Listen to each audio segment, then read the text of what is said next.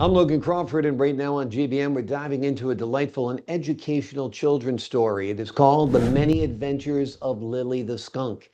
It is written by a terrific author by the name of Rob Whitford. This heartwarming tale follows the journey of a lonely young girl and an orphaned baby skunk who form an unforgettable bond built on friendship, discovery, and love. Perfect for young readers and families alike, this book teaches kids compassion for the wildlife and the joy of unlikely friendships. We're delighted to have this very talented author join us here today. We thank the team at Atticus Publishing for helping us put him on TV today. And we ask viewers like you to support authors like him by subscribing to our channel and by purchasing his amazing books. The links are below this interview. Rob, thank you so much for joining me here today. It's a pleasure being here. Now, you've got a little company with you today, so we got to start out by talking about that. That's not Lily, but that's Minnie, another one of your skunks. Tell us about Minnie. So Minnie is one of our ambassadors that we have here. We use these skunks as ambassadors to teach children and adults about the actual facts about skunks and what most people don't really realize about them and their habitat and their lives.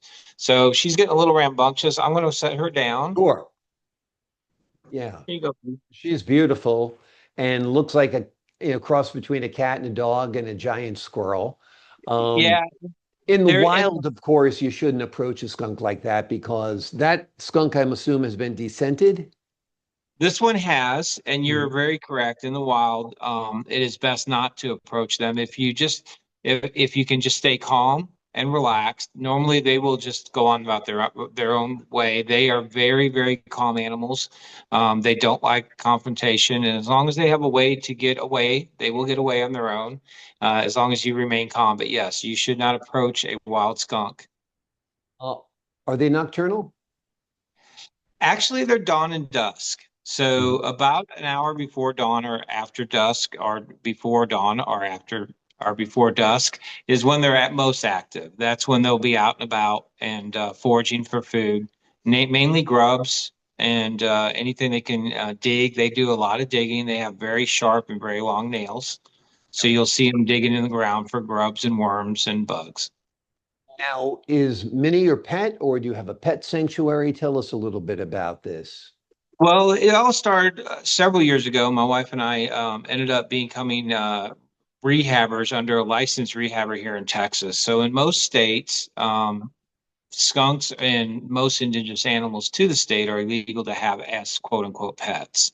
So it's very important to understand what your state's laws and regulations are and to do some research. Ohio, Oklahoma, name a couple that do have skunk rehabilitation centers and breeding facilities. But again, do your research about your state that you live in. We started rehabbing here in Texas under a licensed rehabber on her license. And in doing so, we run across animals, particular skunks, that could not be released for some reason. They either have respiratory issues, they have cardiac issues. We had one little boy that has recently passed away that had 3 legs. So Mm. we will use them then as ambassadors. And yes, you are correct. The ambassadors that we currently have been descented, but we have had ambassadors in the past that still had their scent in them, and we still use them as ambassadors. Very, very intriguing, as is your book, of course. Tell us a little bit about Lily the Skunk. I think we've got a little bit about the inspiration now working with skunks. Why do you think it's important for children to learn about them? And talk to us a little bit about the book and how it shows the importance of making friendships with people who are, or things, or animals that are not quite like you. Yeah, absolutely. So we'll talk a little bit about Lily. So Lily was one of our ambassadors. She came to us completely paralyzed. My wife was able to work with her. And over a series of time, she actually just sat up on her own one night, and she got to the point where she could hop around the house on her own pretty well. And she's been kind of the inspiration for this whole story. Now, unfortunately, Lily has gone on the other side of the Rainbow Bridge, and she had passed away several years ago. But it is important for children to understand that people and animals that are not like you and that are different and that sometimes even get a bad reputation aren't bad people and they're not bad animals. And kindness in this world, we have so much hatred and we have so much divide in this country. And we need to look for the good things in all creatures and all people. And this series will progress down a path where Lily and Katie form a bond and a friendship. And they see trouble together. They work their ways through those troubles. And both Lily starts to understand where Katie's coming from, and Katie starts to understand a little bit about Lily and skunks and why people act around them the way they do. Absolutely. It's an amazing story. I think it's intriguing to adults and to children as well. You tell us a little bit about your writing career. Well, I started out a long time ago in aviation, Mhm. and along with that comes a lot of writing of procedures and policies. And so I've always had a little bit of that writing in the background. It was more structured, and it was more about professionalism when it comes to writing documents that had to be approved by higher individuals. So about 3 years ago, I was sitting at this very desk one night, and the inspiration came to me to capture a story about Lily and about our lives as rehabbers and how people misjudge skunks and how skunks are not always looked upon and in the right light as they should be, and how beneficial they are to us in the wild to have them here, to have them as part of our lives here on Earth. So I started writing the story, and it just kind of came together after that. And the next thing you know, I have book two and book three, and now I'm working on book four. So there's going to be many more books to the series coming down the line. And so writing has just kind of evolved, I think, initially from my career to what it is now. Do you envision this as a TV show or a TV series, whether animated or live action? I would love to see a cartoon series Yeah. would be just amazing. I think it would be a great capture for children and Mhm. education and fun for them to watch. And I can remember, and I'm sure you can too, as growing up as kids and sitting around Saturday morning watching cartoons. And I would love to see this as a cartoon. The next book series that I'm also writing, I foresee that to hopefully be a cartoon or a movie series as well. So Wonderful. I think, going forward, I would love to see this just take off and have people understand and really follow Katie and Lily through their adventures.